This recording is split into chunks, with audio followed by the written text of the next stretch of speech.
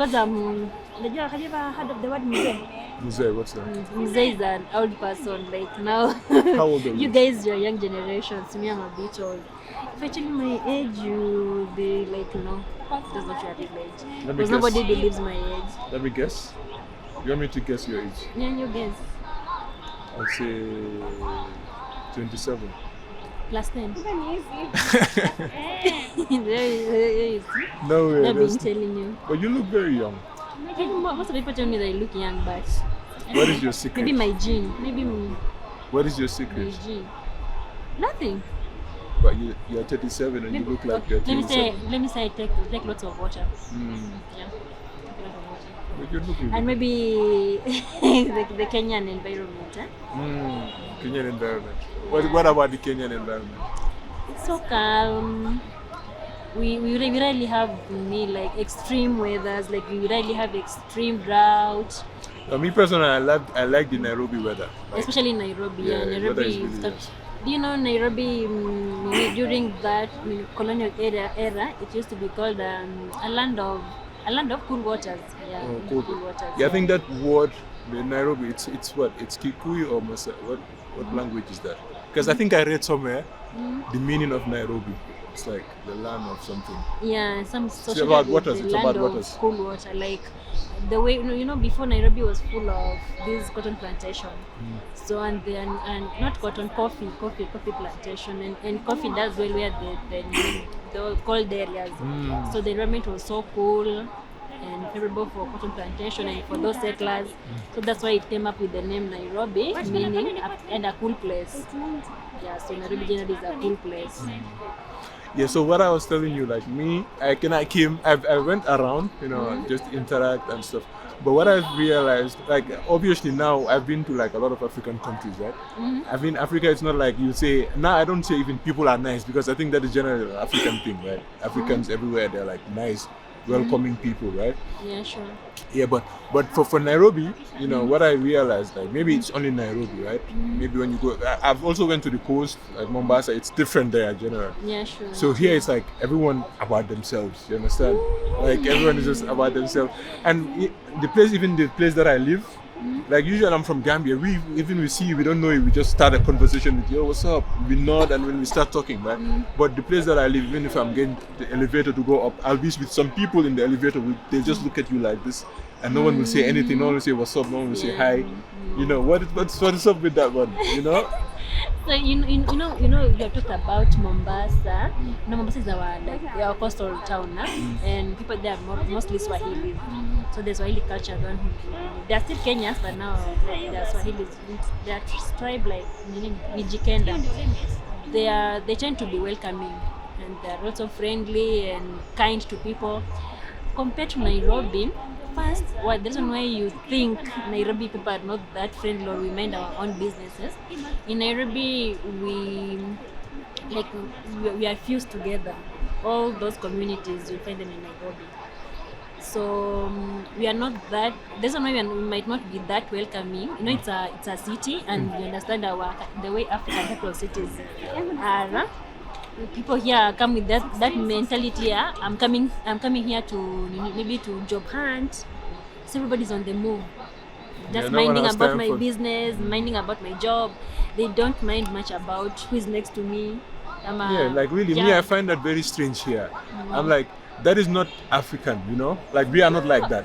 You understand? It's African, but maybe it's just because I think you guys are busy. You're taking the mind your business thing too far. You guys are taking it too far, really. It's just that you tend to be maybe everybody just focus on what he's doing. Yeah, if you are running your business, you are just focused on that business. If you are employed, you're focused on your company. Yeah, but even in the streets, people tend to be like, they don't care about the next. Everyone is there about themselves. Maybe it's also the fear. You don't know who you are sitting with. Trust issues. Yes, mostly it's trust issues. That's why you don't tend to be too friendly. But when you approach us, you are really friendly. Like I approach you guys out of nowhere. Yes, we are friendly. I'll engage with you. So it all depends. But if you approach us, we can't push you away.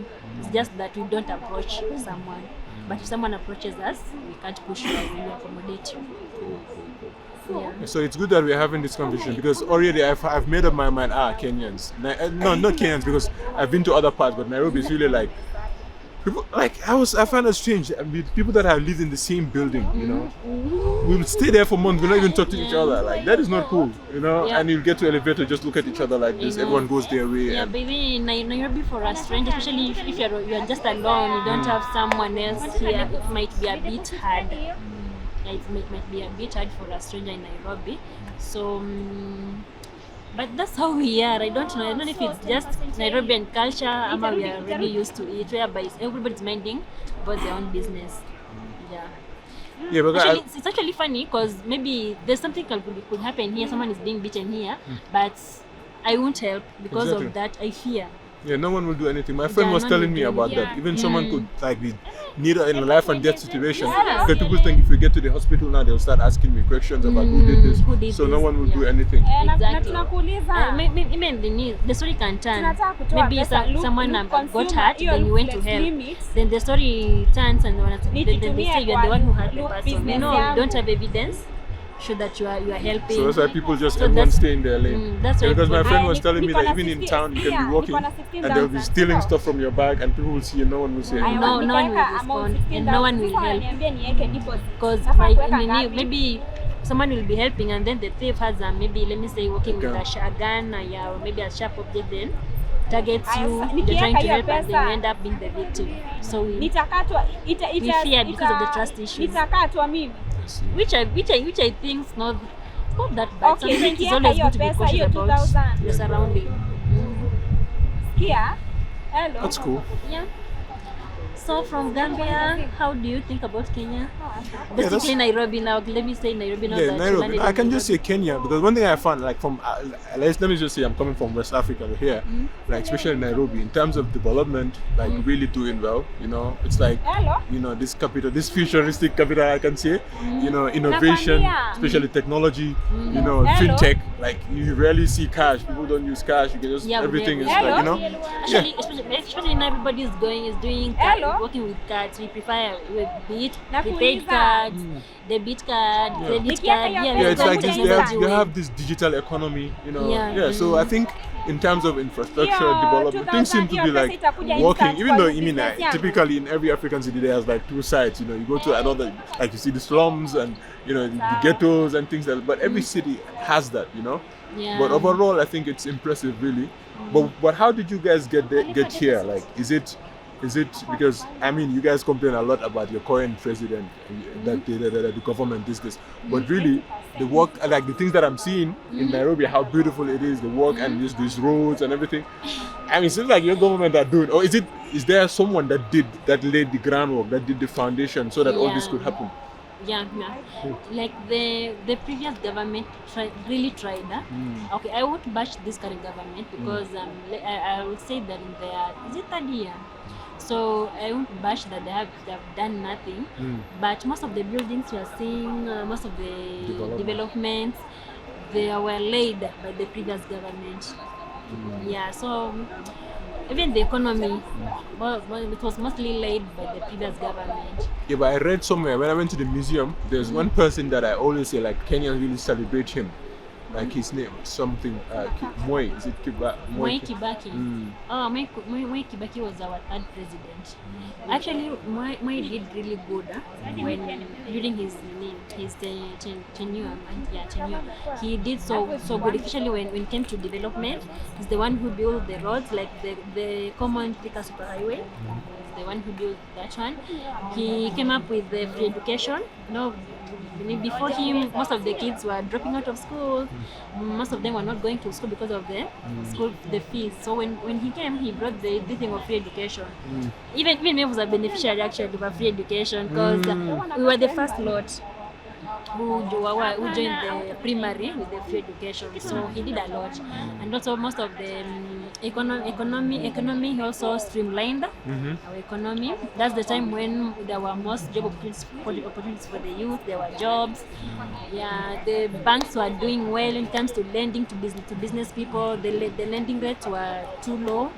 Yeah, so that's when all the So pretty much Kibaki, he really laid the foundation. yeah, he laid the foundation. Even in agriculture, something like fertilizers was so cheap and accessible to the farmer. So he laid a really great foundation. That's why we celebrate him so much. And when you meet everybody, by the way, they talk of Kibaki. Kibaki did this. Kibaki. It's like he's loved, really. Like everybody saw what he has done, and like the government that came after him, which was Uhuru, they also tried, but not that really like Kibaki. Yeah, but every country you must have that one person who will just really lay the foundation, and the rest, because if the foundation is laid, then it's easy to build from that. Yeah, exactly. Yeah. So good. Yeah. So another thing I want to talk about is like the women here, right? Like I see Kenyan women, they're like very like, I don't know if I should say this, but they're like this, like this feminine spirit, like what, they're independent, they stand on like whatever men can do, we can do it, like they're hustling, they're out in the street making money, whatever men. So like where did that come from, And also another thing, you guys are not very like the women, they're not very like how do I say it? In the women are very like obedient, they like listening. Really? Yeah, but here the women are like fierce, like where did that come from? And that is based on my observation. Okay, based on your observation. Okay, I think the women's spirit and maybe women voices. It came from our women MPs that we have in the parliament. Someone like Milima Loba, we really do love her so much because he talks about us women. He cares about our voices. And he gives us that spirit of fighting. You also, when you believe in yourself that what a man can do, I can actually do. I can fight for my rights from let me say below. Like you won't let anyone step on you, be it in your marriage, be it in your workplace, be it on your surrounding. So I think it started from our women MPs and women reps. You have heard of Esther Passaris? Yeah. I do see like one woman, especially on TikToks or things like in the parliament, Mostly just Millie, talking a lot. there's Millie. There's also Passaris. They really try to raise our voices, and they really try to make sure that we as women we stand by. Like we are our you don't own. Need. It's like you don't need men or something. You don't need men to fight for your rights. You have to fight for your own rights. So they give us voices. And Kenyan women we tend to be tough. Yeah, there's a video I was watching. I think it was from West African women saying that as Kenyan women don't respect our husband. That's not how it is. We do respect our husbands, by the way. It's just that we know how to fight our rights. Yeah, in a respectful way. You won't step on me, just keep quiet. Yeah, that's how we are Kenyans. We are not bad people. We are not. Kenyan women are not bad. Don't fear us, please. Okay, but another thing is like, but if I mean, generally, if women are like that, there tend to be like some friction between them and the men, right? So is that happening? Are you seeing the effects of that in your current society? Like how our relationships, our marriage is working, or the divorce rates are high? Like what is this current like this family dynamics and relationships looking like right now?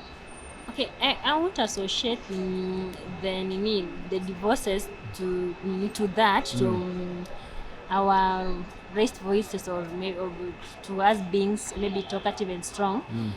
Actually, according to me, it somehow strengthens the relationship. The relationship. Let me say in marriage. If I'm a woman and I'm married and I can fight for my rights, I think it even makes our the relationship a bit strong and respect, because my husband will also respect me because he knows I have a voice. Yeah, we don't go in that much into fighting and disrespect as you guys put it. You the West always think that we are just fighting. No. We just fight on the streets when our rights are being our rights are not being, how do you call it? Yeah, when you feel like maybe your rights or your needs are not being met or something. The needs are not being met, maybe the femicide.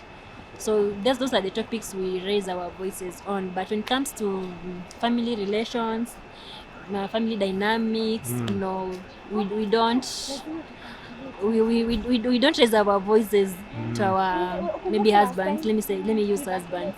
No, so there's not, we won't associate divorce to us women having voices. No. Actually, according to me, it strengthens the relationship because at least as a man, you know, my woman can even guard my kids. Yeah. So you're like, as a man, you feel safe. You feel that your kids are in safe hands when they're with their mom, because their mom is strong and can speak up. Yeah. That's really cool. And also another thing is like you guys like what are some I think I actually just like some stereotypes in general, like you said about West African things. What do you think are some stereotypes that people have, let's say outside of Kenya, have about Kenyans? Like, what are some things that you hear? Yeah, bro, we're West African. Yeah.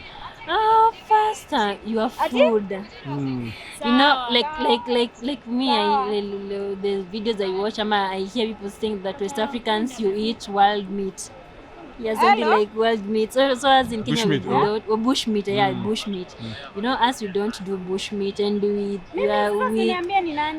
associate bush meat to poison. So we have that stereotype, like the West eat poison and you guys eat everything. But what do you think about me personally? I think when it comes to food in Africa, West Africa has that one. On the West Africa is number one. When it comes to like Food.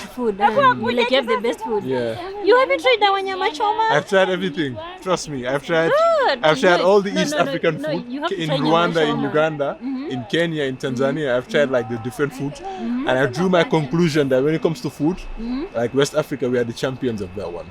Really, for real. Maybe I should visit. Yeah, you should go to Ghana, Africa, go to Togo, go try. to Nigeria, go to Senegal, go to Gambia, you know. So you to do egusi, or egusi is in Nigeria? Egusi, that's in Nigeria. Like that is the thing with like West Africa. There's like it's like different. There's a lot of food options, you know. Like you go to Ivory Coast, you have acheke, you know acheke with poisson, very nice. And you know you go to Ghana. Of course, they all have their own. You go to Nigeria, they have. You go to like Senegambia, we have like the jollof. You know the jollof rice. That is where it originated from. You know. So yeah, just the options are there. But here it's like, I don't think you guys are really that much into food. You guys don't eat like us. No, we are. But actually, Kenya is known for nyama choma. I don't know if you have heard that. I've had nyama choma. I have a very good nyama choma. And I see, when let me say people from the West or just tourists come to Kenya, they say nyama choma is good. No, it's They've good. never tasted their nyama choma. So I think you're known for that, for the nyama choma. Yeah, so I will advise at least before you leave, you can try. No, I've tried the nyama choma. I've tried it. I've tried it, and obviously it is good. Yeah, but I'm saying like also the food, also the spices. You guys don't tend to do spices. No, we don't do spices, especially hot spices. No, we rarely do hot spices. We don't do spices much. We just use mostly natural spices. Okay. Yeah, we are done here. If you will live in, you going? Yeah. Okay. It's okay. Yeah, that is. You see how this conversation went very nicely. Very nice. So I'm glad that you did this. Thank you. You can check my YouTube.